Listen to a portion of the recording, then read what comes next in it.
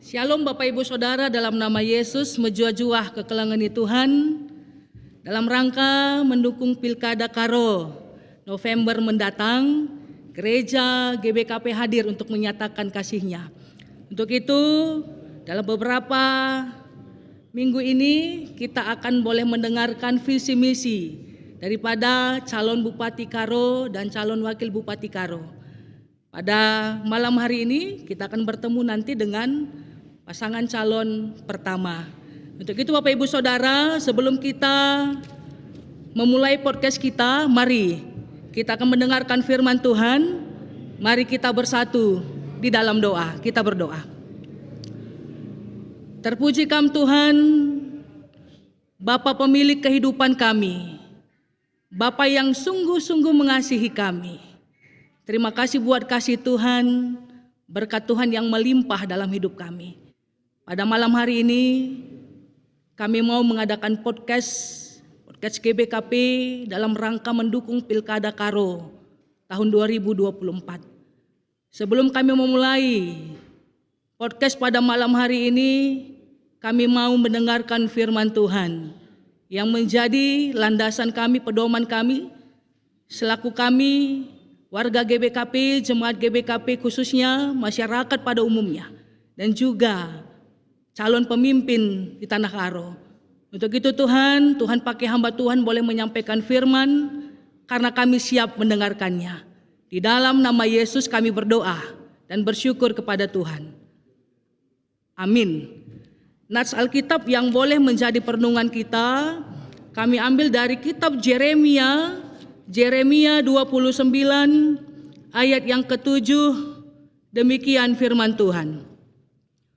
Usahakanlah kesejahteraan kota kemana aku buang, dan berdoalah untuk kota itu kepada Tuhan, sebab kesejahteraannya adalah kesejahteraanmu. Demikian pembacaan firman Tuhan. Bapak Ibu Saudara yang dikasihi Tuhan, kalau kita lihat dan boleh renungkan konteks Yeremia, ini sama dengan konteks bangsa kita Indonesia, di mana bangsa Indonesia adalah bangsa yang tidak terpisah namun tidak bercampur dengan negara. Artinya saling kait-mengkait. Artinya negara mengakui gereja, negara mendukung gereja, namun negara tidak bisa semena-mena mengatur semua kebijakan gereja, tapi negara sangat mendukung gereja. Bagaimana gereja dan negara itu bisa dikatakan tidak terpisah? Boleh kita lihat Bapak Ibu Saudara yang dikasihi Tuhan, dasar negara, pedoman hidup bagi seluruh masyarakat Indonesia. Kita tahu bersama Pancasila, ada 5 sila. Yang diawali dari sila yang pertama, ketuhanan yang Maha Esa. Apa wujud nyatanya, apa aplikasinya? Kemanusiaan yang adil dan beradab. Persatuan Indonesia, kerakyatan yang dipimpin oleh hikmat kebijaksanaan, lalu keadilan sosial. Pancasila pedoman hidup menyatakan bahwa negara itu tidak terpisah dari gereja. Inilah pedoman hidup kegeluhan yang harus memang diajarkan gereja kepada jemaat. Sini pesah gereja mankrina ngoni perpulungan. Bagaimana pedoman ini? Gereja tidak bisa terpisah dari negara, menghadirkan damai sejahtera. Kekelangan ya Tuhan, adisinan karena arti politik, politik ini tidak asing lagi. Mulaikin bagaimana kita memilih presiden, wakil presiden, lalu di bulan November mendatang kita memilih pemimpin Karo, demikian juga di semua kabupaten kota. Kalau kita lihat ternyata politik itu asal katanya dari bahasa Yunani, polis, artinya negara. Kalau kita lihat lebih luas lagi, politik itu adalah aktivitas yang dibuat, yang dipelihara dan digunakan untuk masyarakat dalam rangka menegakkan persatuan bagi masyarakat itu sendiri. Makanya luar biasa dan sangat komprehensif dengan tujuan daripada gereja itu sendiri. Bagaimana untuk menghadirkan kesejahteraan bagi masyarakat.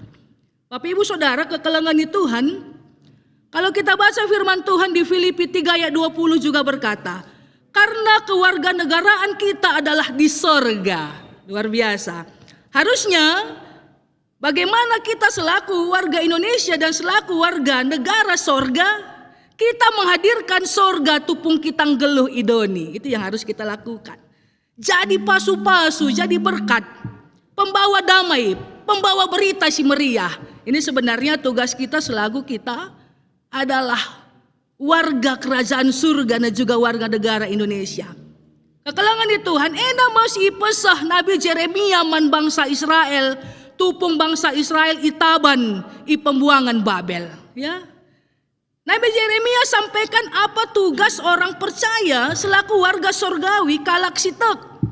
Dikatakan agenda hidup berdampak bagi sekitar, amin pekam itaban, amin pekam ibuang. Ya, artinya situasi yang tidak mengenakkan, situasi yang sulit, amin pe sulit, tapi bangsa Israel disuruh untuk menjadi berkat berdampak. Apalagi kita bebas, labu kita sangana itaban, tapi bebas menyuarakan suara, bebas berpendapat. Kekalangan di Tuhan, lid 2 agenda kata kunci, sini pesan Nabi Jeremia. Inilah menjadi amanat man bangsa Israel, tugas kalak sitek. Si pertama, usahakanlah kesejahteraan kota. Si peduakan, ertotolah guna kinyulin kutae. Berdoalah untuk kota itu kepada Tuhan. Ini amanah, perintah sini pesah Nabi Jeremia man bangsa Israel. Kekalangan di Tuhan, ate kami ngatakan ca enda pe pedah. Amanat man banta, man bandu ras man bangku selaku kita warga surga rikut pe warga negara Indonesia. Ajakan itu sampai kepada kita, baik selaku pemimpin, baik selaku jemaat, baik selaku masyarakat, kuga tugas tay mekap nina. Usahakan kesejahteraan kota, jana ertotolah guna kutae. Jadi kekalangan di Tuhan, adingenan karena konteks enda apa yang harus kita lakukan? Mau bagi apa yang harus kita lakukan? Kuga selaku warga negara, kuga selaku jemaat, kuga selaku pemimpin, tugas tae mekap mengesejahterakan, mengutamakan kesejahteraan kota di mana kita tinggal, lalu berdoa untuk kota itu. Maka ibasya labuhannya masyarakat yang harus rajin berdoa, tapi pemimpin juga harus rajin berdoa. Ya, selaku rakyat PJNDA tugas ta untuk membuat kesejahteraan kota. Agenda ibas bulan November silakukan pemilihan kepala daerah, khususnya kita Ikaro. Selaku kita mendukung kesejahteraan kota, mendukung menjadi pelaku kesejahteraan kota, semua kita yang punya hak memilih harus memilih. Tidak ada seorang pun yang golput tidak memilih. Semua kita yang takut akan Tuhan, warga kerajaan surga, tidak ada seorang pun yang mau disuap. Amin. Tidak mau money politik. Karena apa? Kita melihat seorang pemimpin itu yang benar-benar bujur. Pemimpin yang juga punya waktu untuk berdoa. Pemimpin yang selalu mengikuti kegiatan gereja. Bukan pemimpin yang menyebar-nyebarkan uang. Yohanes Calvin katakan, pilih pemimpin yang punya nilai-nilai Alkitab. Pilih pemimpin yang punya nilai-nilai Alkitab. Dikatakan Yohanes Calvin, dia punya integritas, dia punya keadilan. Kesejahteraan umat itu menjadi tujuan utama. Jadi kekalangan di Tuhan, 5 sila ibas Pancasila ndai enda akap kami barometer ibas kita milih pemimpin. Pemimpin yang menjunjung pedoman hidup. Kaindai katakan kami, ketuhanan yang Maha Esa, kemanusiaan yang adil dan beradab, mengutamakan persatuan, ya, mengutamakan kerakyatan. Karena apa? Dia memimpin dengan penuh hikmat dan selalu bersikap adil bagi seluruh rakyat ijai ya banci melayani. Jadi kekalangan ya Tuhan, enda metare-tare bintangna. Benang merah bagaimana kita mampu mendukung pilkada karo silanain dekah bulan November enda. Bagaimana juga kita mendoakan pilkada karo ini boleh berlangsung dengan baik. Amin, mari kita bersatu di dalam doa. Bapa dalam surga, firman Tuhan yang sederhana yang boleh menjadi perenungan kami. selaku kami Jemaat GBKP khususnya, ikut masyarakat pada umumnya. Kuga kegeluhan bangsa Israel dube, sangana ia itaban di pembuangan Babel.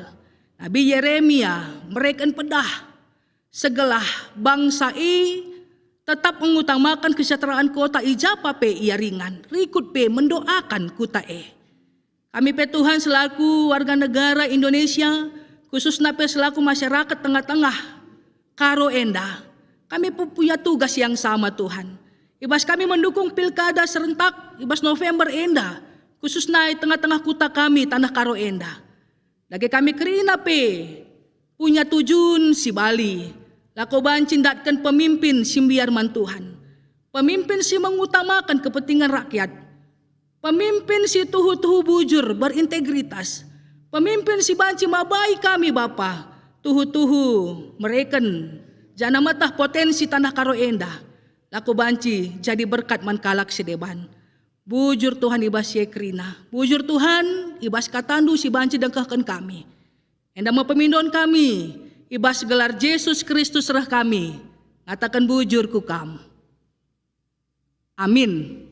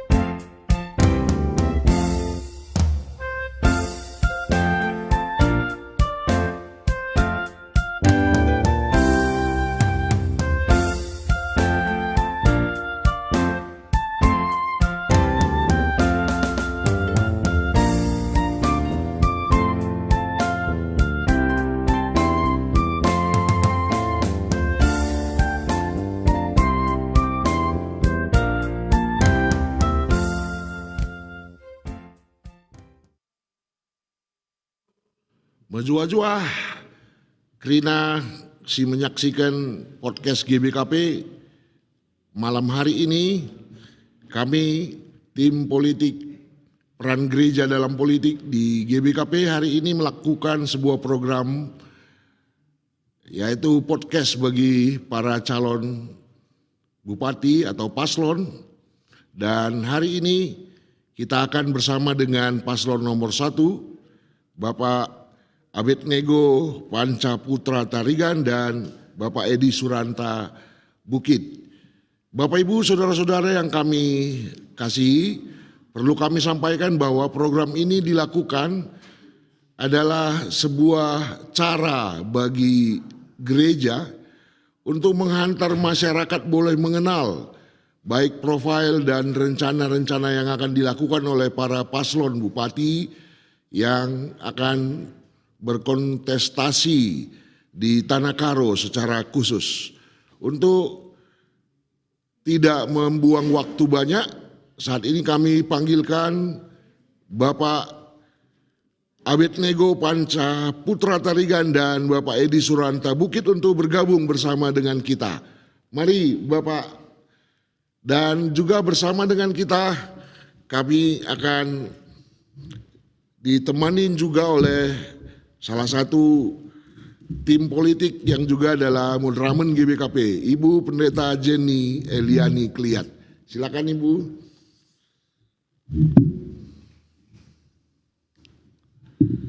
Ya, selamat malam Pak Abed dan Pak Edi. Malam. Ya, selamat bergabung dengan podcast moderamen GBKP. Pada kali ini kita berencana mengedukasi masyarakat Bapak, supaya masyarakat menjadi tahu, mengenal tentang profil dan rencana-rencana yang akan dilakukan setiap paslon. Dan ini dilakukan untuk ketiga paslon, Pak. Ya, tapi tentunya secara bergantian. Kami sudah mengundang ketiga paslon dan untuk waktu kali ini kita dimulai mungkin dari nomor urut 1. Ya, terima kasih untuk memenuhi undangan kami. Sudah boleh ada di ruangan ini. Inilah ruangan podcast Mondramen GBKP. Dan kami sengaja tidak memasang umbul-umbul apa-apa, bahkan tidak ada backdrop di sini, Pak. Karena podcast ini dipakai untuk semua podcast yang ada, sehingga podcast ini dianggap netral dan tidak khusus untuk satu podcast saja. Kami berharap ini tidak mengganggu semua pihak. Ya, mungkin dalam momen pertama ini kami ingin membawa teman-teman dan masyarakat boleh mengenal siapa Pak Abed dan siapa Pak Edi, dan untuk itu mungkin Bapak sendiri yang akan memperkenalkan profil Bapak. Ya, ini teman-teman semuanya, masyarakat baik yang ada di lokasi podcast maupun yang mengikuti live streaming barangkali sudah menunggu nih, Pak. Silakan, mungkin Pak Edi dulu atau Pak Abed, silakan saja. Ya, bujur, mujuah-juah, selamat malam Banta Krina, si mengikuti podcast si Ban Mondramenta. Jenda kami mungkin piga-piga kam si rumah membaci tenden aku, tapi sebagian mungkin ada juga yang belum mengenal Pak Pendeta. Ya. Jadi kami memperkenalkan diri karena ada istilah Pak Pendeta, tak kenal maka tak sayang. Benar sekali, Pak. Iya.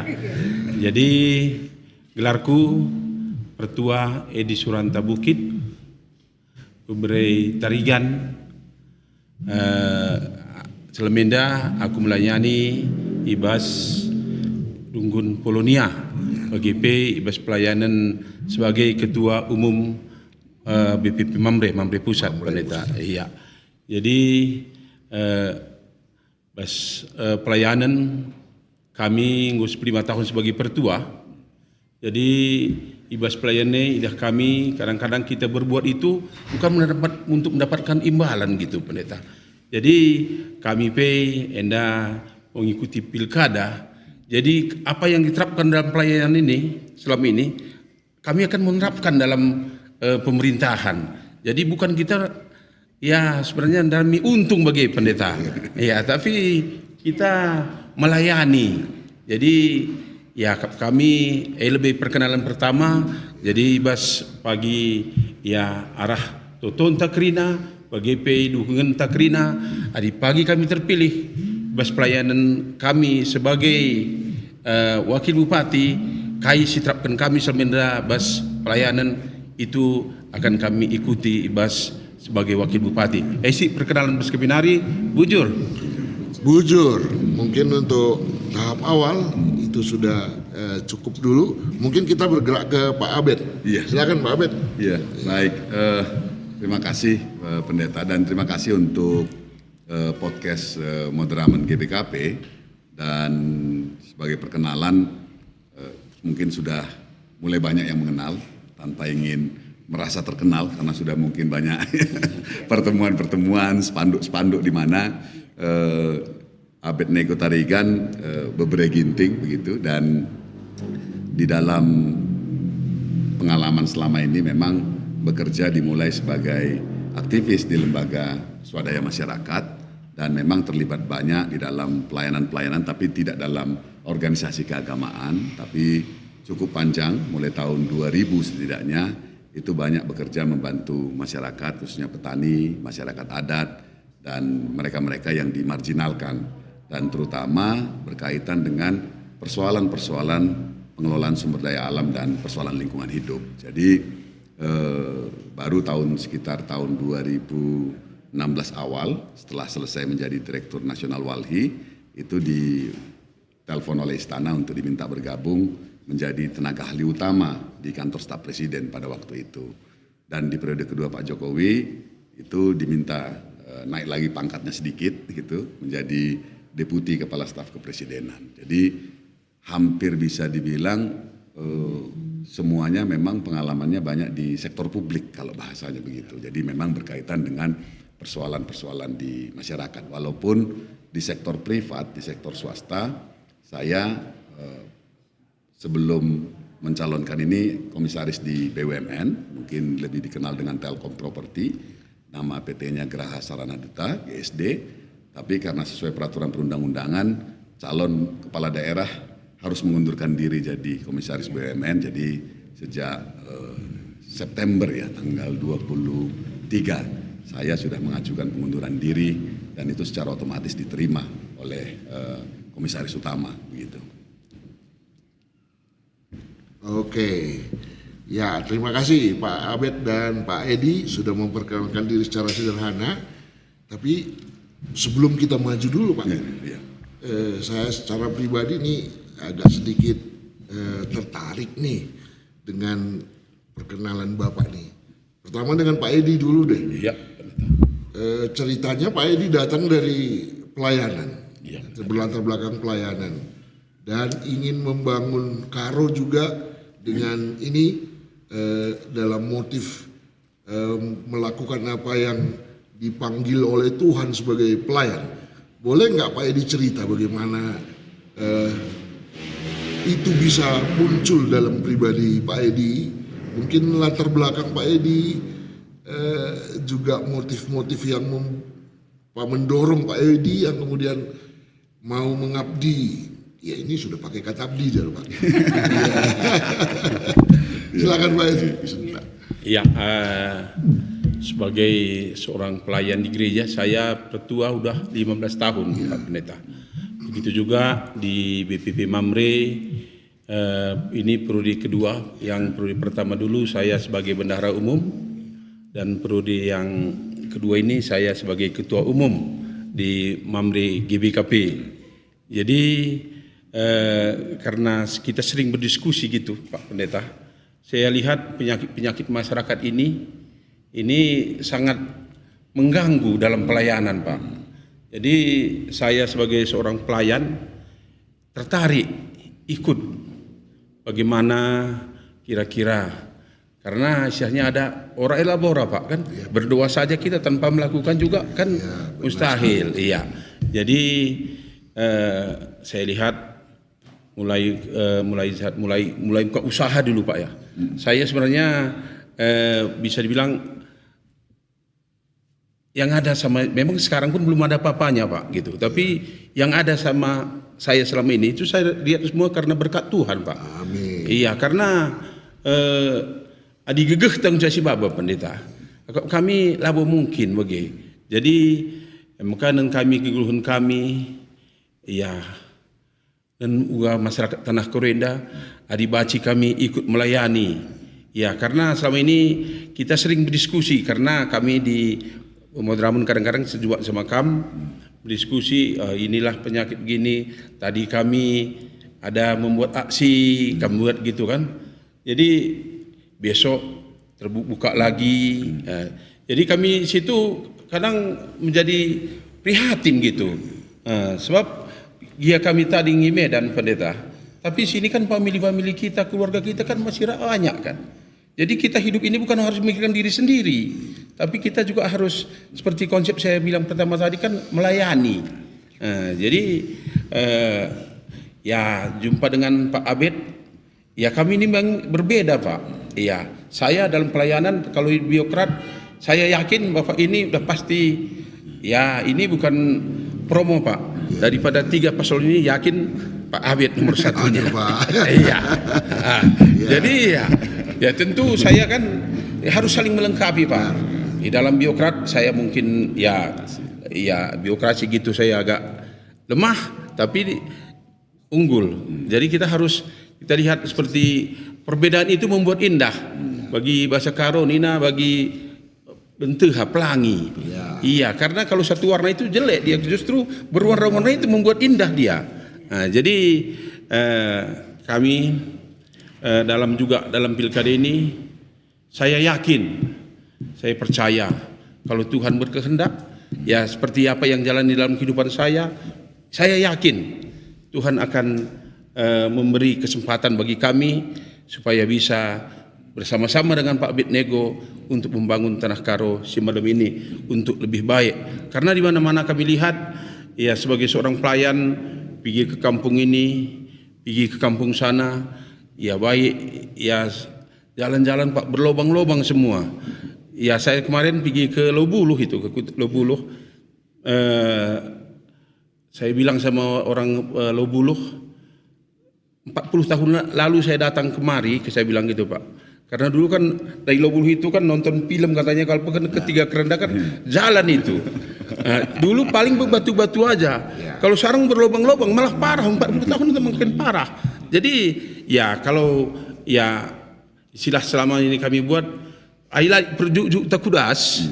Lalu dan Cina tak buah mangge bagilah. Natap natap mencak kita. Jadi Gundari yang ngurus Pak Abednego ya kami siap mendukung bagi Mindo Toto Takrina, maka bagi kata kami dai bicara sidah buah manggedas merhat kita ai perjujue nak tak bantah bagi jadi nakap kami maka ibas pilkada nape dan kami kegeluhan kami ya labulik pemerintah kami, tapi adi Tuhan yakin kami Tuhan akan memperlengkapi karena bas kita ya seorang pemimpin ya selain memang perlu tapi hati kami seorang hati so beluh pekam dah kam kari adilah hati entar kam beluh bisa juga tanda kutip bisa ke kepentingan pribadi bagi tapi di hati entar kami ya banyak mungkin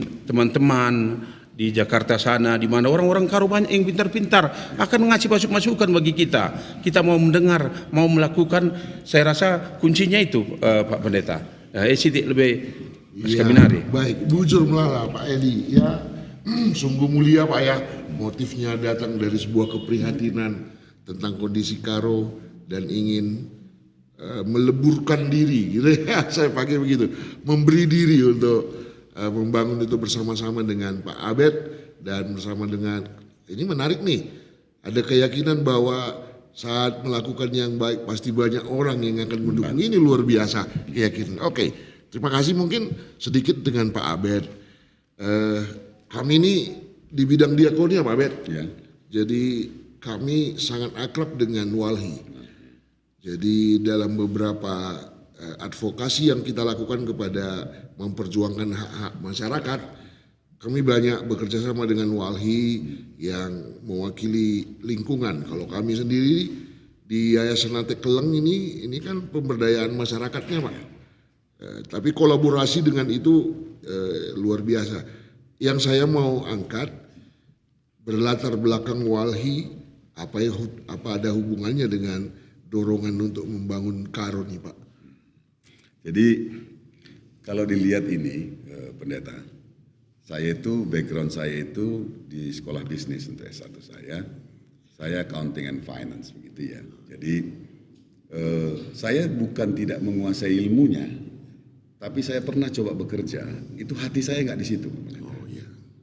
Itu yang sekitar tahun 2000, tahun 2001 saya pindah ke lembaga swadaya masyarakat gitu ya. Jadi meninggalkan accounting itu. Finance. Iya, karena mungkin karena saya di gerakan mahasiswa gitu ya dan di angkatan 98 misalnya itu dan mungkin terpengaruh juga karena saya senang berorganisasi dari dulu. Jadi ketepatan mulai dari SMA sebagai ketua OSIS di Jakarta, di mahasiswa sebagai ketua senat begitu ya.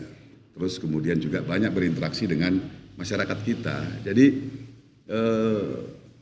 memang saya mengerti ilmunya tapi hati saya tidak di situ. Gitu yang membuat saya soal hati nih Pak ya. Iya, karena makanya dari situ saya selalu percaya sama anak-anak muda hati itu perlu diperhatikan. Kadang-kadang ilmu yang kita dalamin itu bisa jadi hanya melengkapi saja, tapi belum tentu di bidang itu kita mengerjakannya gitu. Jadi sejak itu memang pendeta saya banyak sekali terlibat di dalam bagaimana memperkuat posisi-posisi masyarakat terhadap dunia usaha, misalnya hubungan petani dengan industri, hubungan petani dengan pemerintah, itu kita punya banyak pengalaman.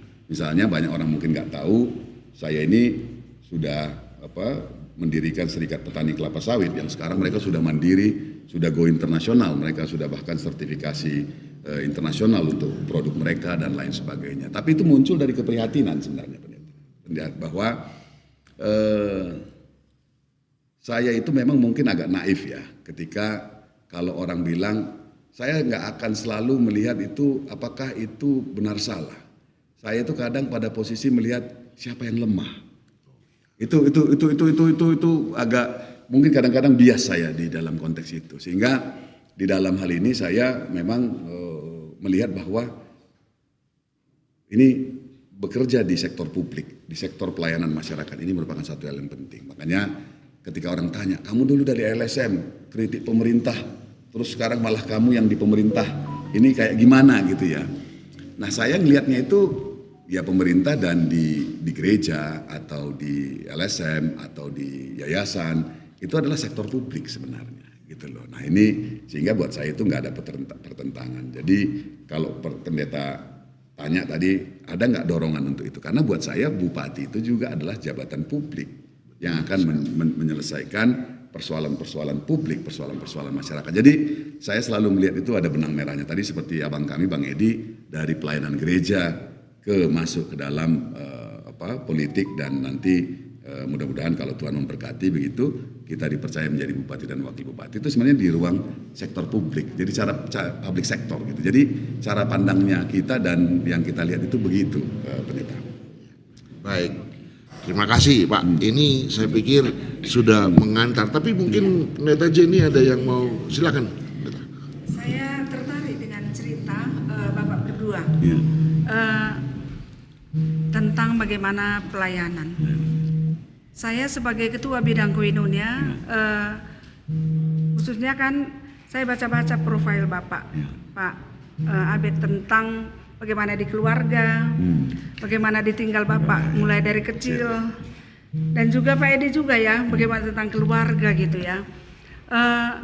Dan tidak tertutup kemungkinan sebenarnya ketika kita muda, kita misalnya mengalami banyak pergumulan, bisa juga jatuh terjerumus.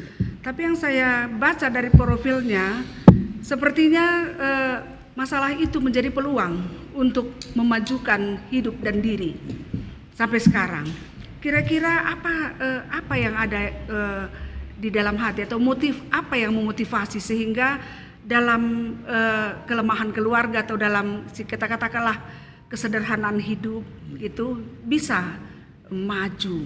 Mungkin ini nanti bisa mendorong juga para pemuda ya di tengah-tengah masyarakat untuk bisa berjuang tanpa memikirkan kelemahan tapi melihat peluang ke depan. Ya, itu kira-kira sebelum bagaimana? dijawab Pak Ahmed, ini sudah banyak komen yang masuk nih di kolom Facebook minta supaya bahasa Karo deh biar banyak orang tua yang bisa mengerti katanya. Oh iya. Iya. Oke. Silakan Asaban Cina Pak. Karena sudah lama di pemerintahan dan melayani di banyak tempat ya. Jadi memang itu juga menjadi faktor terkait dengan bahasa. Jadi menarik ya pendeta Jenny. Kalau dari sisi pribadi, saya harus terus terang. Keluarga saya tidak dimulai dari keluarga yang susah, pendeta Jenny. Tapi ada momen di mana bapak gitu meninggal dalam usia yang muda secara mendadak, dan itu yang mengantarkan banyak sekali pergumulan dan tantangan sebenarnya. Waktu itu masih aku sangat umur 2 tahun waktu itu, pendeta. Jadi umur 2 tahun dan ibu sendiri yang sebenarnya nandepe hanya ibu rumah tangga, nggak ada kegiatan yang lain, dan kemudian kami harus berjuang untuk bagaimana bisa tetap mengikuti pendidikan, bisa tetap bagaimana kami mengembangkan diri kami. Tapi secara singkat, Ibu Pendeta, buat saya pribadi, segala sesuatu itu sementara. Itu yang saya percayai sampai sekarang. Ya. Makanya saya tidak pernah mengeksploitasi baik kesusahan saya ataupun pada masa senang saya. Nah, tetapi yang saya garis bawahi adalah bahwa setiap momen kehidupan itu harus berarti, baik susah maupun senang gitu. Jadi berarti itu bisa jadi waktu susah kita nggak bisa ngasih duit, kira-kira begitulah Ibu Pendeta. Tapi tenaga, pikiran tetap bisa kita sumbangkan untuk banyak hal gitu ya. Mungkin waktu kita lagi senang gitu, lagi punya uang, mungkin justru kita lagi bisa memberikan secara materi dukungan untuk itu. Tapi oleh sebab itu yang memang menjadi pegangan saya misalnya. Makanya banyak juga orang nggak tahu itu, makanya banyak teman-teman bilang, kau itu kerja di istana ya, teman-teman sekolah gitu. Kayaknya biasa-biasa aja, datang ke rumahmu juga kau masih nyapu halaman, masih bersihkan parit gitu ya, biasa aja gitu ya. Bahkan teman-teman bilang, nggak usah deh, nggak usah pura-pura, sok-sok merendah, sok-sok merakyat gitu ya. Tapi dalam konsep itu memang saya meyakini segala sesuatunya itu sementara, Pendeta. Oleh sebab, tapi dibalik kesementaraan itu, semua momen kehidupan itu harus berarti untuk banyak orang. Jadi pengajaran itu yang selalu mendapat dukungan dari keluarga dan orang tua untuk mengingatkan kita terkait dengan soal perjalanan kehidupan ini gitu ya. Misalnya saya juga nggak pernah punya pikiran akan diangkat menjadi pejabat eselon 1 di lingkungan istana begitu ya, dalam usia yang muda. Saya termasuk yang paling muda waktu itu diangkat di pejabat eselon 1 di kementerian gitu ya, kementerian lembaga. Tapi buat saya juga itu bukan juga momen di mana kita harus bermegah diri untuk itu. Gitu ya. Jadi ini yang kalau Ibu Pendeta tadi apa sih yang membuat kita bisa tetap itu ya kami meyakini di bawah matahari ini semoga sesuatunya itu sementara begitu sementara. Ya. Bagaimana dengan ini gimana? Bujur Pendeta, ya, kami di nen kegeluhan. Memang di Pak calon Bupati Tandai dakam ia karena idio di Bata. Adik kami lang umur 3 tahun aku. Kalau ingat sedih Pendeta gitu. Jadi kan iya. Kami ini teman rumah. Iya. Umur 3 tahun aku sirang menandi ras bapa. Maka ras nini aku. Jadi aku maka sekelas 6 SD aku 3 panah ngaras nini. Jadi 2 kami sada adik masih umur 2 tahun je nina iting merenda sirang adik enda diberi susu penina Pendeta mesti harus kanci. Jadi kami maka guluhan je ku rasakan ini semua karena Tuhan. Bagi di Lodi Bata iting maka senang melihat kurs bapak. Jadi nande tiri tapi nande tiri be kelengat yang dengan aku. Tapi aku tahu diri Pendeta. Jadi dung bagai berjabu sama kami, bagai aku terus berjabu sempat ada pajak pagi. Perdalan geluh pajak pagi bagi kami berjabu pajak pagi alik merenda jemaat Sepadang, jemaat Penita Sadakata maimpalku. Jadi langarik dahinku jadi kai pajak pagi ngiketi 5 kilo 10 kilo bagi akap dulu. Jadi kami tadi Semalingkar Jan Bawang 5. Jadi je kunen kai si gundari kami rasakan kadang-kadang yang makan aku teriluh tempat datang tangna lagu kupikirkan bisa ku seperti begini Pendeta. Ini biasa ada lagu dari pengalaman geluhundai ya dari nol lah. Jadi kadang-kadang katakan Bapak merenda ya ban film namin yang menjilena nih. Jadi modal-modal lah kan kita berusaha buat film aja. Jadi dungna sekarang baru ku apa yang dibilang Bapak merenda teku ban film nalbe. Ada film na pagi menjilena entar mengisi nonton nina. Jadi kunan je gunari lakukanlah. Maka rakam pas merenda umurku 50 tahun aku ada meluncurkan buku merenda ban padahal geluh memang ya yang seperti begitu. Jadi merenda teman ban buku nduga nina maka kebanjai dakam ya kerja keras berkat Tuhan ras kejujuran. Ini yang 3 ini. Kerja keras saja pun kita. Adilah kita jujur. Tapi semua kan berkat Tuhan dailah. Kok bangsa. Jadi kami maka ya selama ini ya memang masih banyak kekurangan-kurangan dilakukan kami. Tapi bagi generasi-generasi muda bagi kayu silakukan. Yang penting kita bagi kota Kendai semangat, kerja keras, kejujuran. Langkah dah kamaku teman SMA yang ancap pendeta. Tapi adi tang-tang nagal-gal, iya.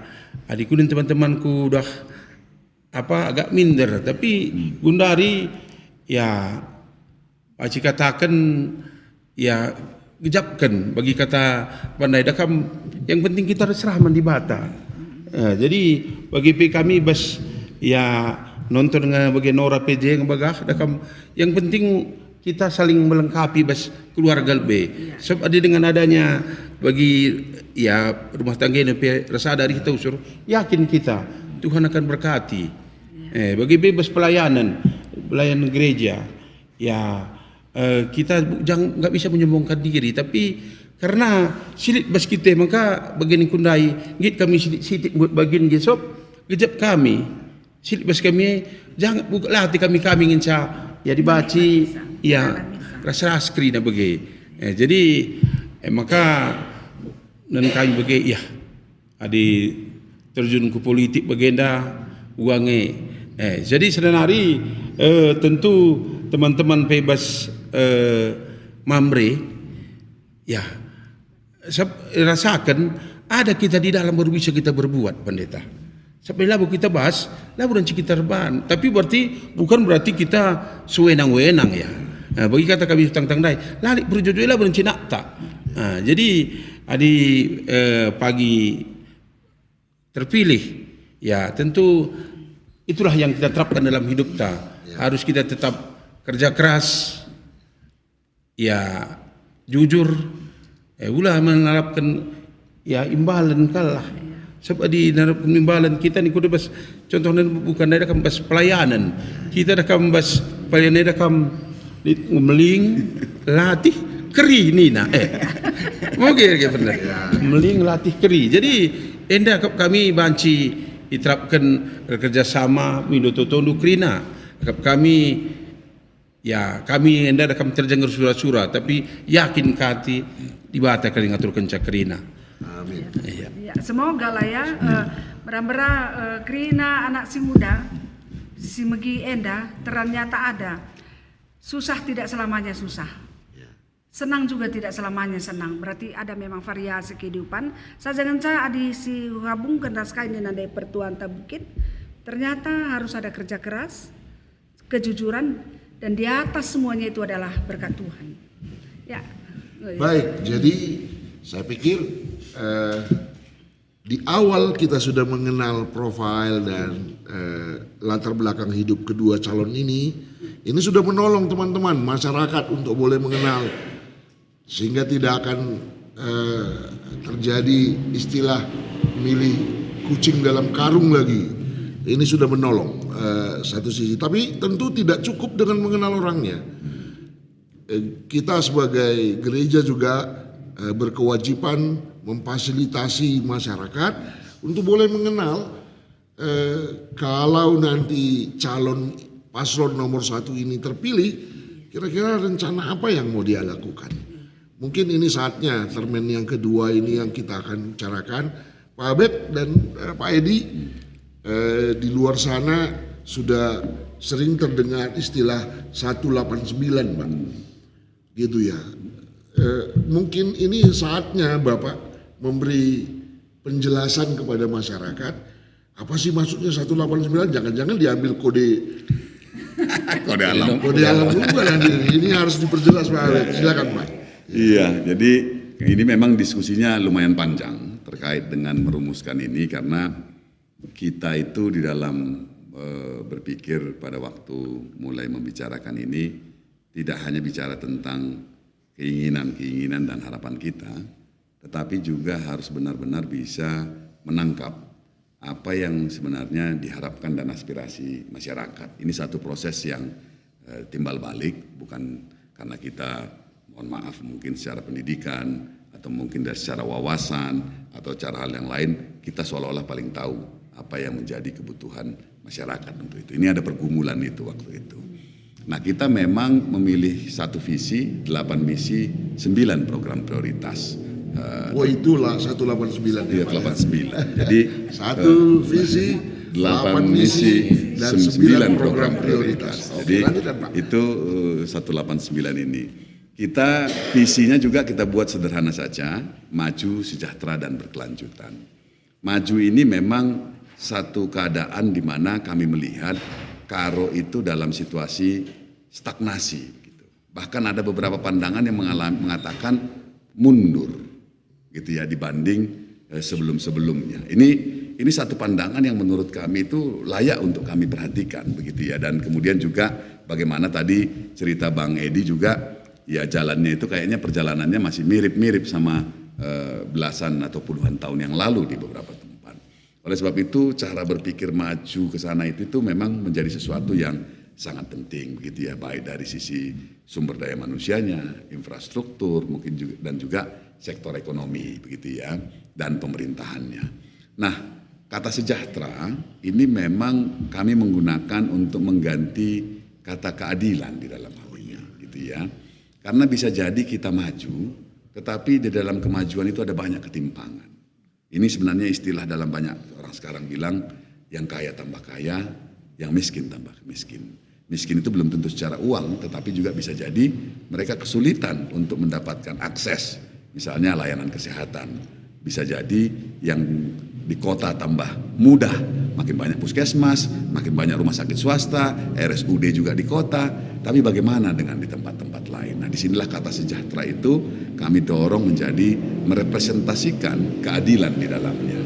Kemudian juga berkelanjutan. Berkelanjutan ini memang menjadi satu pilihan, walaupun mungkin sangat umum sekarang, pembangunan berkelanjutan dan lain sebagainya. Tetapi ini memang menjadi satu penekanan kami bahwa apa yang akan kami laksanakan nantinya di dalam membangun Karo ini sesuatu yang bisa dilanjutkan dan kemudian juga secara dampak ini bisa diteruskan. Artinya apa? Yang kita mau bangun itu adalah sistem, bukan karena baiknya, karena nggak bisa kita meletakkan di dalam penyelenggaraan pemerintahan itu juga terlalu individual di dalamnya. Artinya karena tadi dengan latar belakang kami yang punya pengalaman hidup juga tidak dimulai dengan hal yang mudah, sehingga itu baik gitu. Tetapi dalam konteks pemerintahan kita harus membuat sistem yang baik, bagaimana di dalam konteks ini itu bisa dijalankan. Nah, 8 ini misinya, mulai dari memastikan perlindungan sosial. Kalau perlindungan sosial ini sebenarnya tidak sulit ini, bantuan sosial dan jaminan sosial sebenarnya. Jadi ada 2 skema di dalam konteks ini, ada BPJS, ada bantuan sosial dan lain sebagainya. Ini harus kita pastikan, terutama untuk keluarga-keluarga miskin. Begitu juga soal stabilitas secara politik, secara sosial, ini harus kita dorong, dan kemudian juga bagaimana keberagaman budaya kita. Ini juga harus perlu dijaga, di mana ada agama, ada budaya di dalamnya, dan kemudian juga terkait dengan bagaimana pembangunan yang merata. Ini karena misalnya kami ke Merek ya, maupun ke Mardinding, kami ini daerah perbatasan Pak, kami ini merasa ditinggalkan katanya gitu ya. Itu kan menjadi sesuatu yang menurut kami penting. Kami kemarin sama Bang Bukit terakhir ke Merek, itu juga begitu. Kami di pinggir ini selama ini merasa jauh dan dibedakan di dalam konteks itu. Dan kemudian juga bagaimana membangun infrastruktur yang berkualitas. Dan juga harapannya target kita itu juga ramah lingkungan, serta yang terakhir bagaimana pembangunan ini sinergi dengan pemerintahan di atasnya. Pemerintah provinsi dan kemudian juga pemerintah pusat. Karena tidak jarang itu pemerintah daerah itu sibuk dengan dirinya sendiri tanpa melihat bagaimana sebenarnya di pusat maupun di provinsi. Nah, itu tadi misinya Pak Pendeta. Kalau dari sisi program 9 itu sebenarnya berkaitan dengan sektor-sektor kehidupan masyarakat, tapi kami ganti namanya dengan Karo Cerdas. Ini untuk bicara soal pendidikan. Kemudian Karo Muda Berkarya, ini berkaitan dengan anak-anak muda kita, gitu ya. Kemudian Karo Sehat, ini berkaitan dengan sektor kesehatan.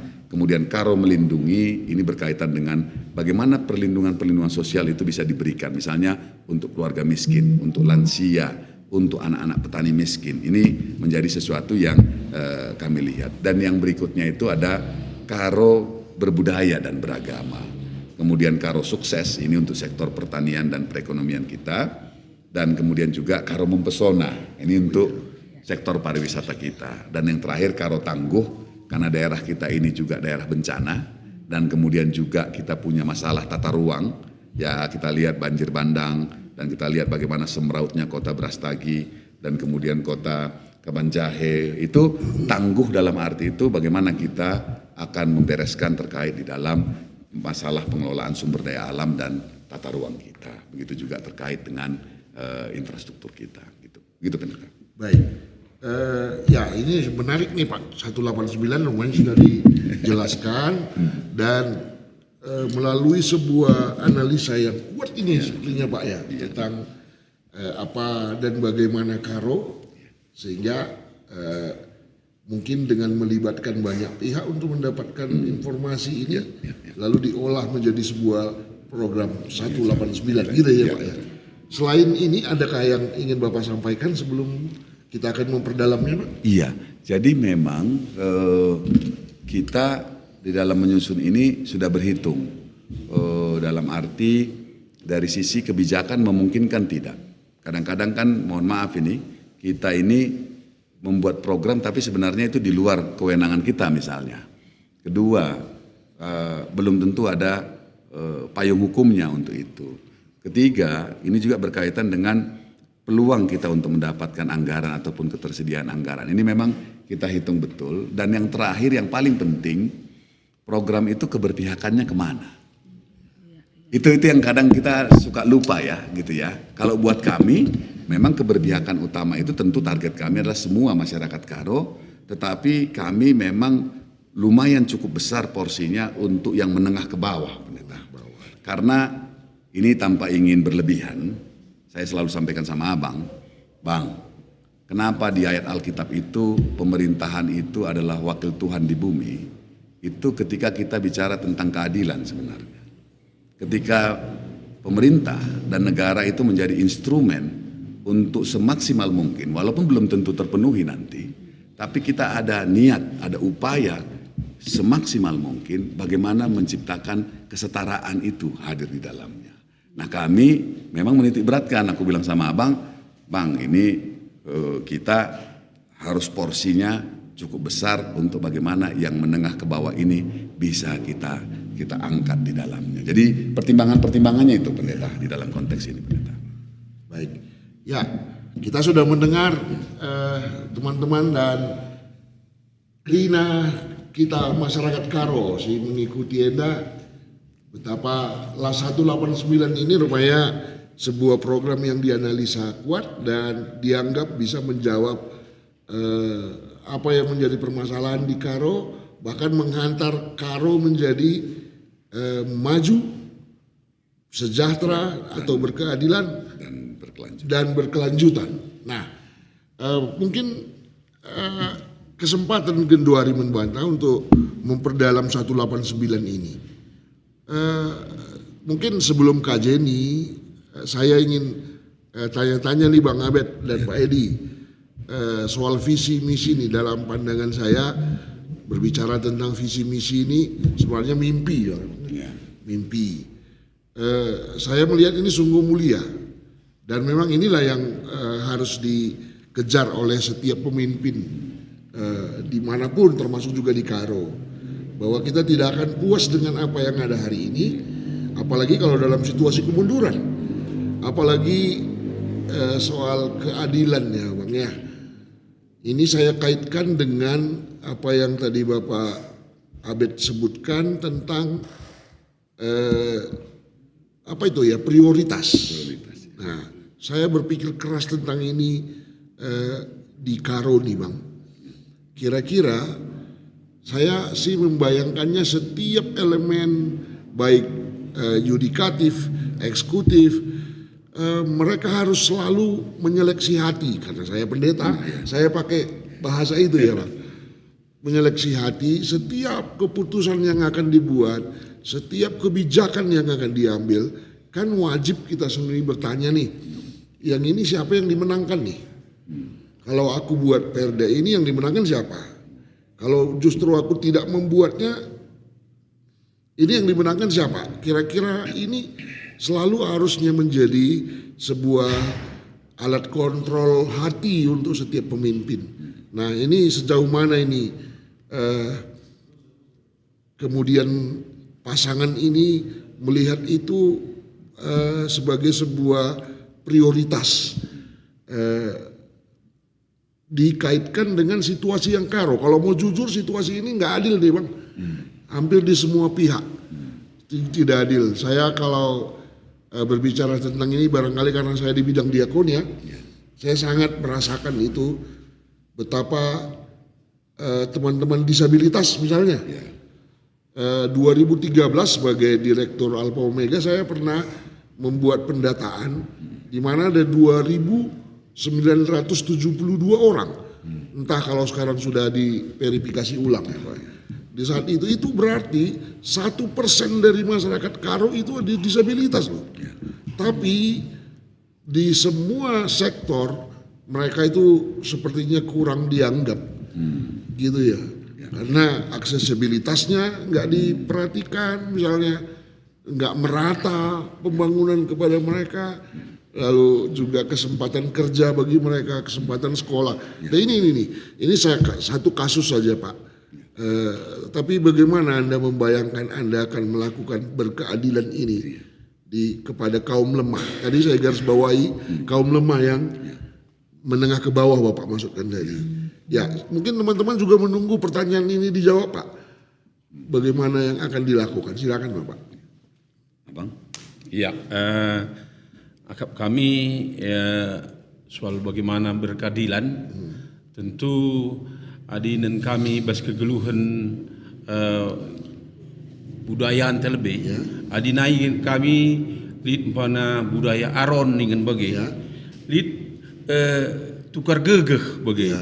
Jadi JP dah kami gundari seolah-olah ngulit mentingkan diri sendiri bagi. JP dah kamu terkikis. Kemudian kalau dah kamu dari dulu berbudaya, dah kamu aron, tukar gegeh. Jadi dan kami anak perjuma-juma. Dan kami adi batur kita pemana batur arone bagi tahlima yang sadaron bagi adi seh kan lenga seh ngudung bene seh tugun sadeda lenga dia akan datang itu sama dua kali mundur dia kan. Jadi adi gundari kunen dari apa pada teken pemana ini terkikis jadi budaya sebenarnya kita dari ninta kita orang yang suka bergotong royong bagilah, tidak mementingkan diri sendiri. Jadi guna ngorbana-bana bagi kata nudai yang kata si bayakna bagi. Jadi dia ngakap kami sebab tentu peran gereja bagilah. Perlu hati tanda menundai kita. Aku bilang bagi kangen pendeta dari segi hati kangen seorang pelayan. Jadi kami marilah budaya runggue KIP diarihkan baci partisipatif jadi, ya Pak. Runggu sob kadang-kadang rekam bas sada kepemimpinan kadang-kadang ya lid jai kepentingan pemimpinnya suruh diapakan pembangunan pemana ya kai ulih na banta labu ulih na manakali sindrom ulih untuk diri kita dulu kita pikirkan bagi pedah untuk teman runggundai uga dan cakap nu teman runggu kari adi pemana di kami pada jadi bupati buat pemana kepala dinas takai bagi jadi wani firong yang kami kari dah kemelani cik warna runggu tapi seperti usul katakan Pak Bupati inta ya adi memang sesuai lah ras kapasitasna si buat tentu dia kalau dia ya kurang ya kita bisa tegur kan yang kai maka bagai teman enda rakam lenai kita berani ketegasan untuk buat keadilan itu karena uleben ngusyaloken ya kami JLBB mungkin dasarnya udah salah langga di dakam makepe ketegasan bagi seorang pemimpin bagi kami ya dingum lalasa kami ban kami bagi enda rakam tentu kami buat tegas pun juga enggak berani jadi keadilan ketegasan istuhuna mulai dari pemimpin nah bagi jadi di nanti terapkan kami bersegeluh kami Ini akan pelan-pelan bisa akan diperbaiki pendeta. Siti, Mas Keminari. Minjam istilah Pak Listio Sigit ini ya. Ikan tuh busuk mulai dari kepalanya. Jadi, Ya, jadi lanjut, lanjut, Pak. makan. Jadi memang kalau diskusi sama abang terkait sama program ini, kalau ya sebagai mitra begitu ya, pendeta, saya selalu ngambil filosofisnya dari abang ini gitu ya, karena abang ini selalu banyak juga menggunakan hati dalam itu. Dan tadi seperti diceritakan, saya punya pengalaman panjang di NGO begitu ya, tentu bagaimana mendesain program, bagaimana itu di pemerintah juga begitu. Sehingga sini saya turunkan ini di dalam kami turunkan dan berdiskusi gitu pertanyaan pendeta tadi itu. Salah satunya misalnya ya, benar yang pendeta sampaikan.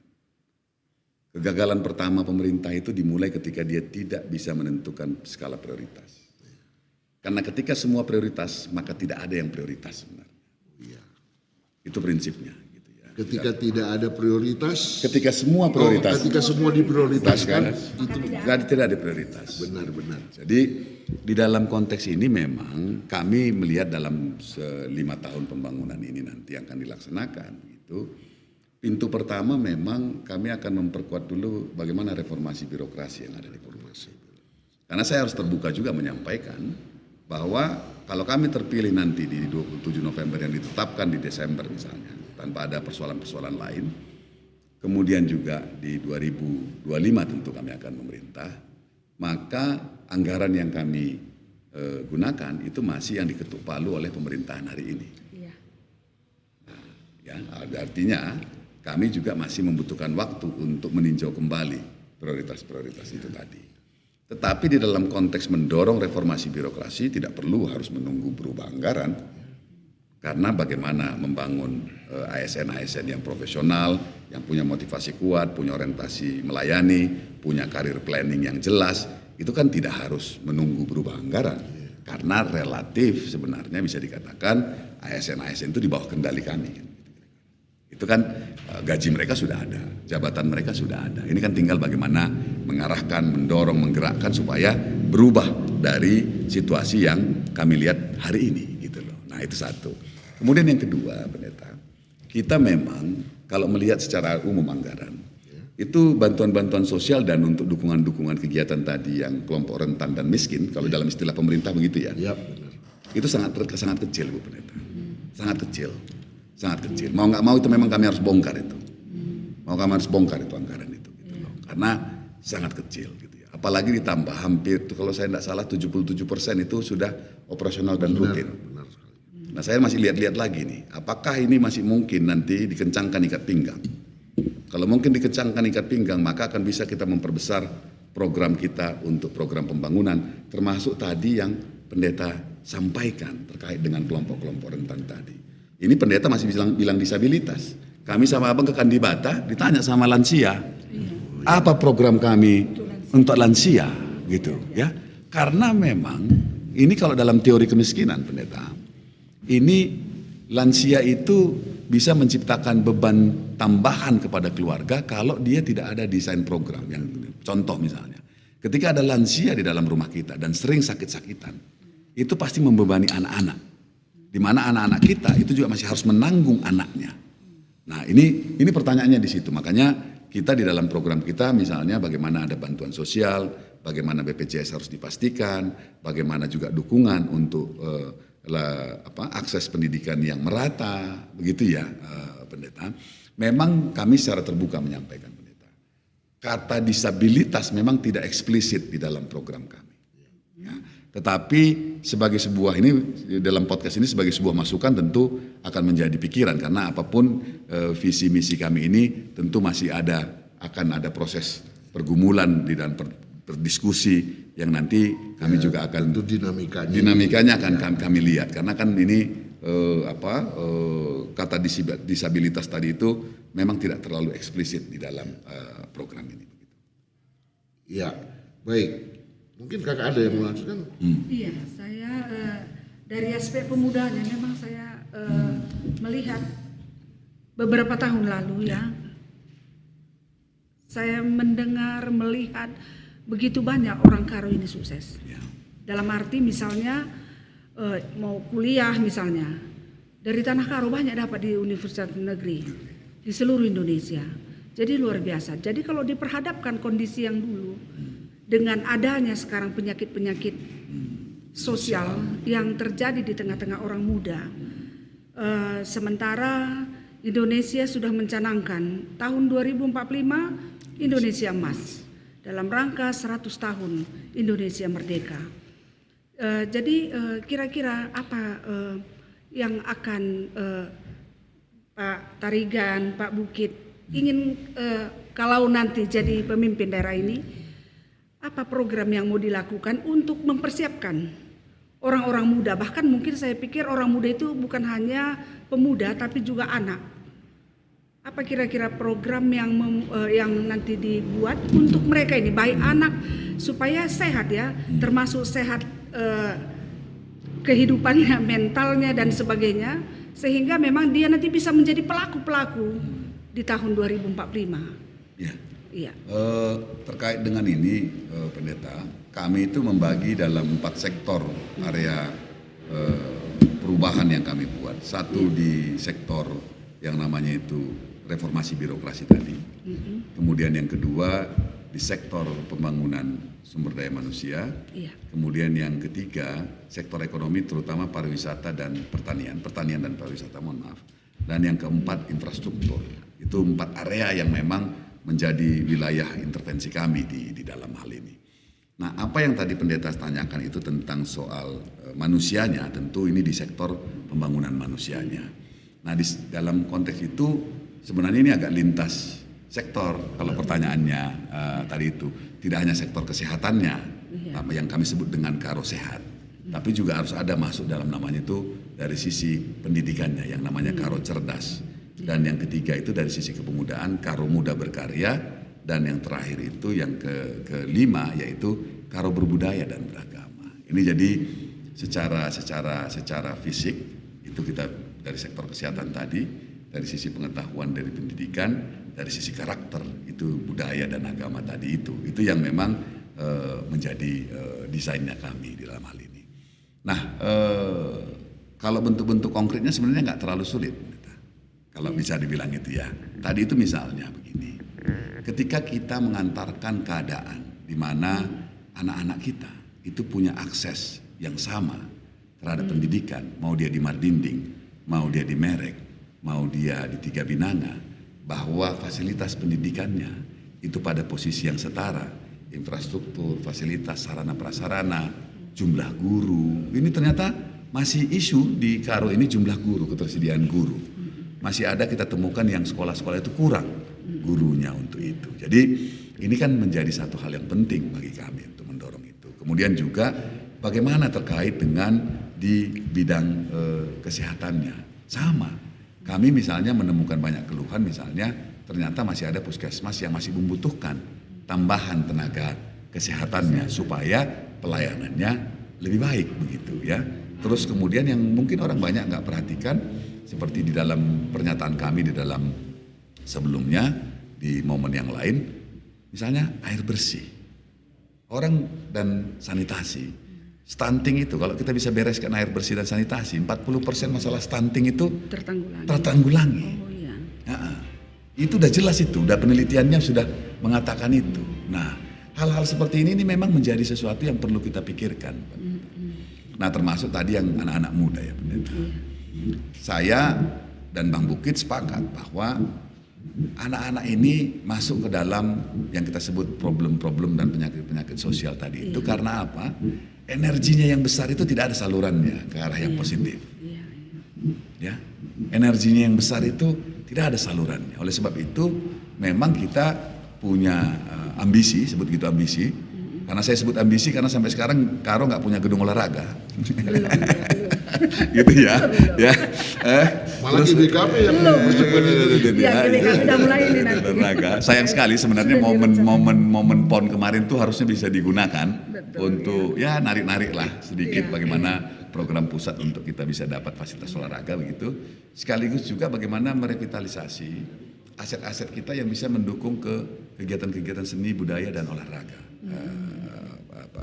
Pendeta ya. Terus kemudian juga kami lagi banyak menyiapkan misalnya mendorong anak-anak muda ini bisa punya akses ke inkubator-inkubator UMKM misalnya, itu satu. Selain itu, karena era sekarang bukan era ijazah, tapi era sertifikat, era keahlian, maka kalau SMA, SMK kan tanggung jawab provinsi itu, ya kita kan. Tapi kita bisa mengembangkan balai-balai latihan kerja, BLK, dan itu vokasi, dan itu di dalam program kami yang kelima di dalam Karo Muda Berkarya itu memang kita gunakan itu menjadi instrumen untuk bagaimana meningkatkan kapasitas anak-anak muda kita itu bisa punya keahlian yang itu bisa kerjakan. Makanya tadi Abang Mukit bilang saya cuma tamat SMA. Ya itu ijazahnya. Tapi mungkin kalau skillnya itu mungkin sertifikasinya sudah internasional. Karena Abang aja nggak pergi ke lembaga sertifikasi keahlian beliau misalnya di bidang yang ditanya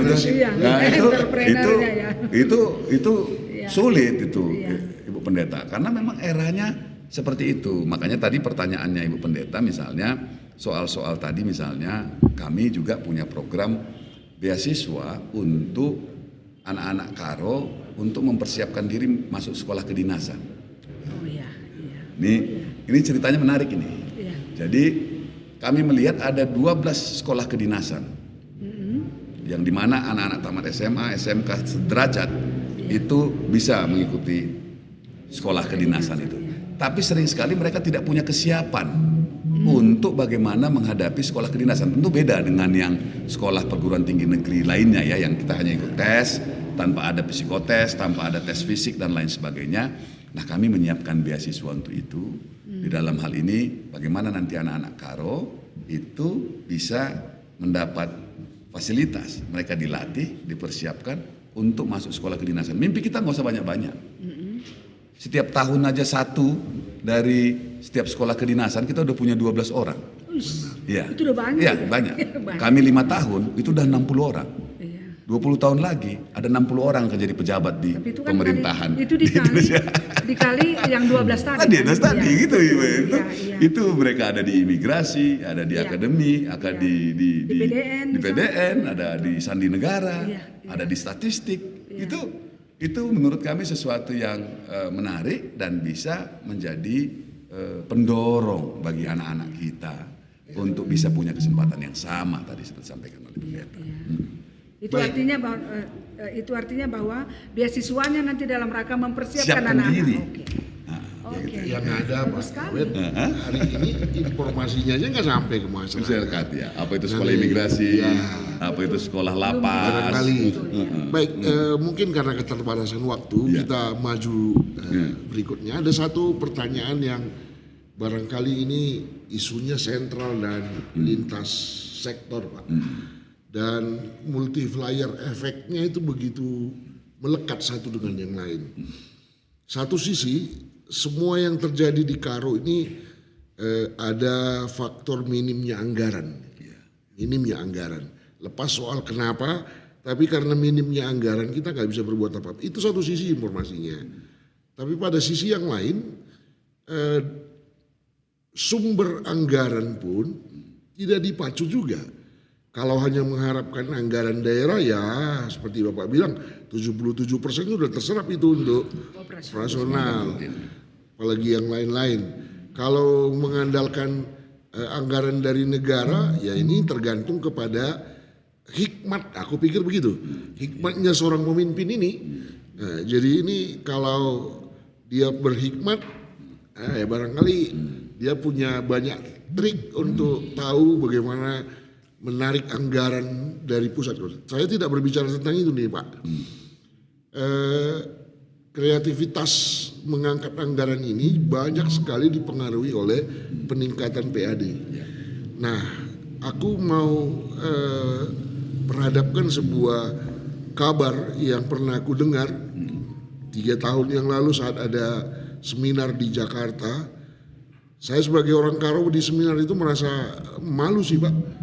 Sebab dikatakan bahwa iklim investasi di Karo itu agak dimirip-miripin dengan di Madura. Waduh, ini saya terpukul ketika itu. Tapi melihat fakta-fakta yang ada memang ada benarnya Pak.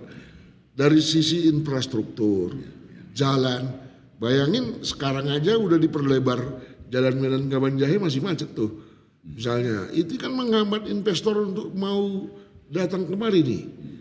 Lalu misalnya soal good governance juga, ya jujur saja investor akan risih kalau sulit kali ngurus urusan semuanya begini. Lalu dari sisi keamanan yang merupakan jaminan bagi para investor juga ini terganggu di kita nih kalau mau jujur gitu dengan keberadaan banyaknya yang mengklaim ormasnya misalnya, tapi iklim investasi ini menjadi terganggu. Nah, satu sisi anggaran kita perlu, tapi mendapatkan pendapatan asli daerah dengan investasi juga kita nggak punya kekuatan. Ini gimana nih paslon nomor 1 ini akan bergerak di bidang itu, Pak? Ya, jadi kalau terkait dengan anggaran ini, memang kalau sebut kita misalnya menggunakan momen hari ini adalah krisis, begitu kira-kira gitu ya. Itu ada beberapa langkah yang bisa dilakukan. Pertama tentu bagaimana mengefektifkan dan efisien. Itu penting. Efisiensi ya. Dan itu bisa diarahkan tepat sasaran, itu satu. Kemudian yang kedua, memperbesar anggaran. Ya. Itu memperbesar anggaran ini tentu melalui seiring dengan memperbesar pendapatan daerah. Nah, kalau kita lihat, saya di dalam pengamatan saya, dalam dokumen-dokumen yang saya baca, dalam diskusi-diskusi dengan teman-teman, dengan wakil gitu, itu juga banyak menemukan sebenarnya potensi-potensi PAD itu tuh menguap. Ya, karena memang menguap karena tata kelolanya itu abu-abu. Ya, sebut saja misalnya soal retribusi untuk pariwisata, itu abu-abu itu buat kami. Terus kemudian juga apakah nilai untuk penanganan parkir itu seperti yang sudah layak atau tidak misalnya, gitu ya. Terus kemudian juga soal pengelolaan pasar misalnya, pajak. Ya, kita punya beberapa pajak-pajak yang sangat penting yang ada di Kabupaten Karo ini, dan itu mesin uang itu. Iya. Kemudian juga pajak restoran dan hotel. Apakah benar itu transparan dan akuntabel? Gitu loh. Sebenarnya secara metode itu bisa banyak sekarang, Pendeta, yang bisa dilakukan. Apalagi dengan era digitalisasi ini. Itu sangat mudah. Sehingga menutup ruang celah juga antara petugas-petugas di Spenda itu bernegosiasi dengan pelaksana-pelaksana yang melakukan pungutan-pungutan pajak ataupun retribusi yang ada di lapangan. Itu bisa besar. Belum lagi kalau kita mengekspansi ke potensi-potensi lain. Saya melihat ini ada banyak truk yang lewat untuk ngambil bahan-bahan sumber daya alam kita. Ya, apakah itu semuanya sudah dihitung dengan benar atau tidak itu? Ya, ngambil batu, ngambil pasir, ngambil itu semua itu, ya, itu harus diingat dan harus diingat bahwa itu sumber daya alam yang tidak bisa diperbaharui. Artinya kalau habis saja itu. Oleh sebab itu ini memang menjadi langkah-langkah kita nanti di dalam penataan itu. Tetapi dalam konteks efisiensi tadi, Pendeta, ini juga harus kami lakukan. Karena kita juga punya praktek itu, ya, di banyak tempat sebenarnya, nggak eksklusif mas ini di Kabupaten Karo. Saya itu biasa itu nerima pejabat itu dari kabupaten itu di istana dulu, itu untuk ngurusin beberapa hal aja, yang hadir itu bisa 15 orang yang harus melakukan perjalanan dinas kemana-mana. Itu terlalu lah itu ya, gitu ya. Rakyat kita banyak butuh lah untuk itu, gitu ya.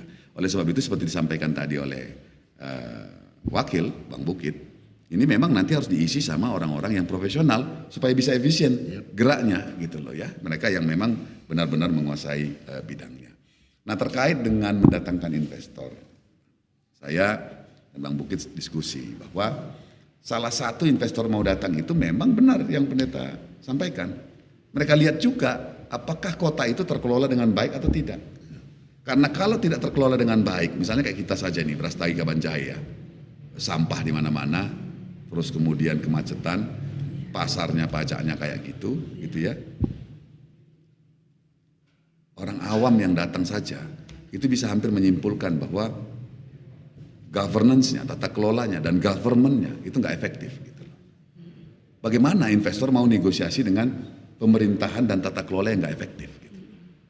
Nah ini memang menjadi PR berat. Makanya saya katakan tadi kami memasukkan satu area yang harus kami rubah itu adalah reformasi birokrasi tadi itu supaya bisa menata kembali.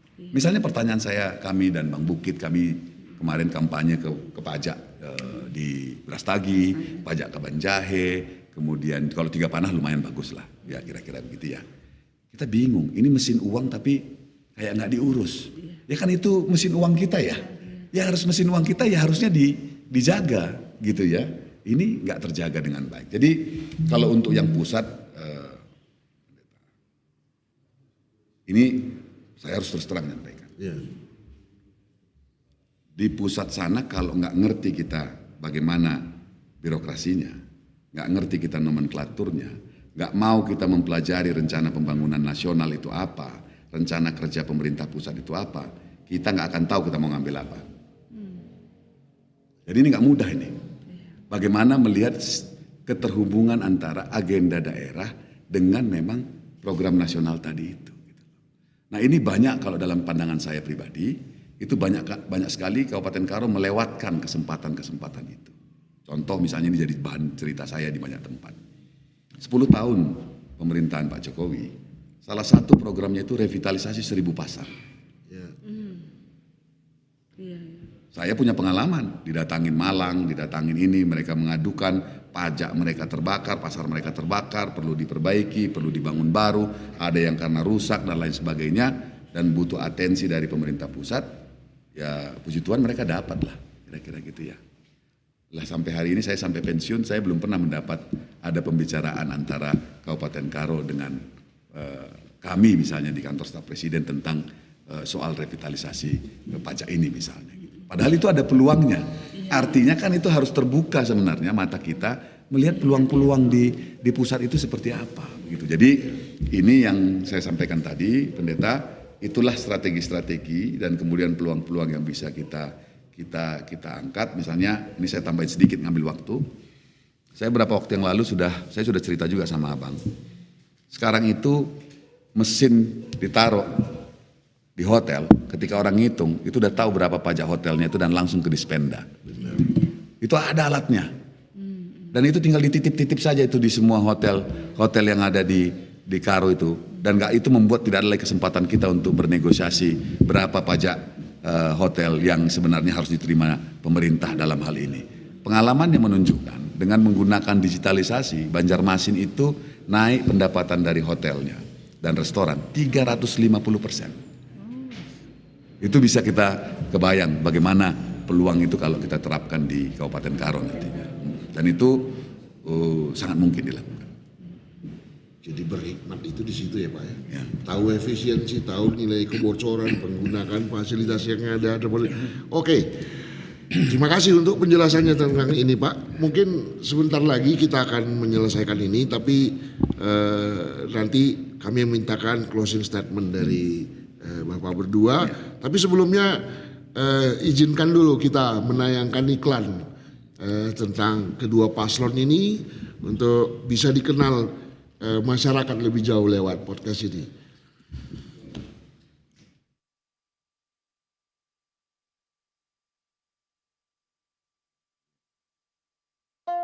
Enda cike lambang bungana, lada jera gula batuna, isipi pagi labo malamna, abdi Karo nomor sadana. Batang gatak si bulung siri, endang ngelilit ku batang pola, ulah kelkam pagi salah pilih, nomor sada si bajilena.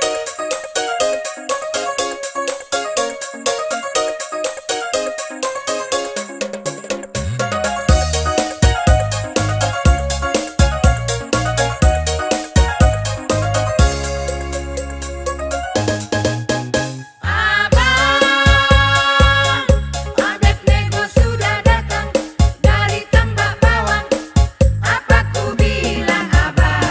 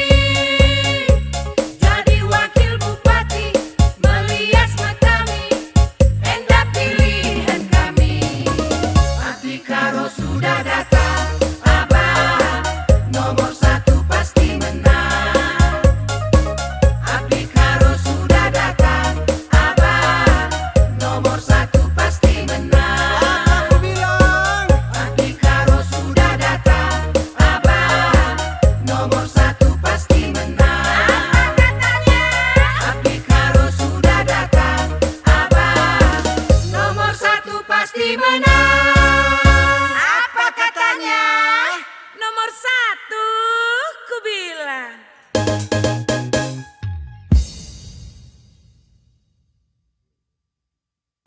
Orang pintar pilih nomor 1. Ya, menjua-jua kembali bergabung dengan podcast Moderaman GBKP dan teman-teman kelina ngosi begi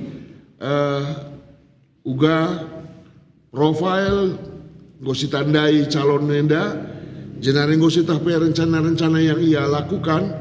Tentu iba sesi terakhir eda kita memberikan kesempatan membana guna nahkan closing statement, pernyataan akhir guna kita kelinana masyarakat Tanah Karo khususnya ibas pemilu kari tanggal 27 November. Ya, silakan apa PKM lebih dua nalolali. Bujur pendeta, Bapak Nande, turang senina, si kam megikan podcast senda, megikan du pemaparan ibas kaminari. Maka ibas tanggal 27 November pagi toto kendu kami, pilih kendu kami, beri kendu kesempatan men kami, gelah banci kari, ras-ras kami, ras Pak Bupati BGP idukung dukrina dan cir sikapna Tanah Karo si malam enda. Bujur. Ya, bujur. Ya, tentu terima kasih untuk podcast Moderaman GBKP yang sudah mengundang kami dan memberikan kesempatan, walaupun sebenarnya kalau ingin diskusi lebih lama lagi, masih banyak yang mau diceritakan begitu. Dan kita senang bisa hadir di kesempatan ini. Dan tentu menjadi penting kami melayani podcast ini juga ada dimensi bagaimana kami melihat gereja itu sebagai sesuatu yang strategik, sesuatu yang penting di dalam pembangunan Karo. Walaupun secara umum kami mau mengatakan bahwa organisasi-organisasi keagamaan itu menjadi hal yang penting.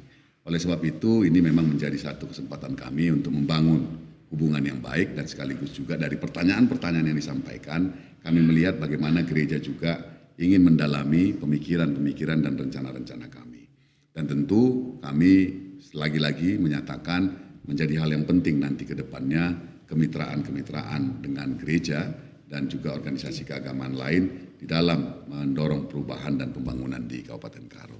Dan yang terakhir ini juga menjadi sesuatu yang penting. Saya selalu sampaikan ke Bang Bukit bahwa itu kantor bupati itu harus mudah diakses orang. Ya. Saya hampir 9 tahun bekerja di istana, rasanya juga banyak hal kita bisa mendengar protes, mendengar demo, masukan-masukan, harapan-harapan. Menurut saya kantor bupati pun bisa kita buat menjadi tempat yang nyaman bagi masyarakat untuk menyampaikan aspirasinya, harapannya. Dan ini bagi kami, saya selalu sampaikan sama Abang, pemerintahan modern itu adalah pemerintahan yang mampu berkomunikasi dengan masyarakatnya. Pemerintahan yang mampu menerjemahkan apa yang menjadi harapan-harapan dan aspirasi-aspirasi masyarakatnya. Mudah-mudahan dengan dukungan semua pihak, dengan doa banyak orang, dengan kerja keras kita semua, dengan niat yang tulus, di tanggal 27 nanti menjadi kesempatan kami untuk diberikan kepercayaan memimpin Kabupaten Karo ini. Sekali lagi kami sampaikan terima kasih untuk Moderaman GBKP khususnya podcast hari ini yang memberikan kesempatan yang luar biasa kepada kami bisa bertemu secara langsung dengan pemirsa ataupun penonton atau yang selalu menikmati podcast GBKP, Moderaman GBKP. Bujur, ras menjuah-juah. Ya, mari sebenarnya berikan tepuk tangan si Buya. Baik, senina restoran kekelengan Tuhan, enda warienda podcast sini lakukan tim politik, tim peran gereja terhadap politik GBKP sudah berusaha memfasilitasi kita, nampati kita kelina masyarakat untuk boleh mengenal dan mengetahui rencana yang akan dilakukan oleh paslon-paslon calon Bupati Karo. Ibas kesempatan enda paslon nomor 1 nggo silakokan. Semoga enda berguna membantah kelina guna banci mengenal lebih jauh dan kita berharap paslon-paslon lain pe bancika segera mengikuti bergabung dengan podcast kita pada hari-hari yang akan datang. Jadi sekali nari, bujur menbandu duana abang kami paslon, bujur men Tuhan, ras bujur menbandu Krina. Selamat malam, Tuhan masuk-masuk kita Krina.